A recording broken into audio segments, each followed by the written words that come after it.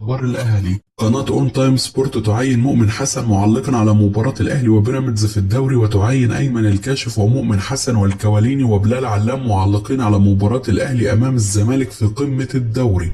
نادي بيراميدز يتدرب بشكل كبير على استغلال الكرات الثابتة والعرضية والتسديد من خارج ال 18 قبل مواجهة الأهلي في الدوري، لتأكده من أنها تمثل أزمة كبيرة للأهلي الفترة الأخيرة، وكانت سببا في فوزه في مباراة الدور الأول، واستقبل من خلالها الأهلي أكثر من هدف الفترة الأخيرة. الجهاز الفني للأهلي يحذر لاعبي الفريق بشدة من خطورة فقدان الكرة في منتصف الملعب أمام بيراميدز وأثناء بناء اللعب، ويطالبهم بالتركيز الشديد في التعامل مع ضغط لاعبي بيراميدز من الأمام للخروج بالكرة بشكل جيد. تقارير صحفية تؤكد أن عدم جاهزية محمود مرعي الفنية وظهور اللاعب بمستوى غير مقنع أمام الزمالك نتيجة عودته من الإصابة للتو، وعدم توفر مدافعين آخرين أمامه بعد إصابة أسامة جلال وإيقاف أحمد سامي، تثير قلق يوريتيتش مدرب بيراميدز بشدة.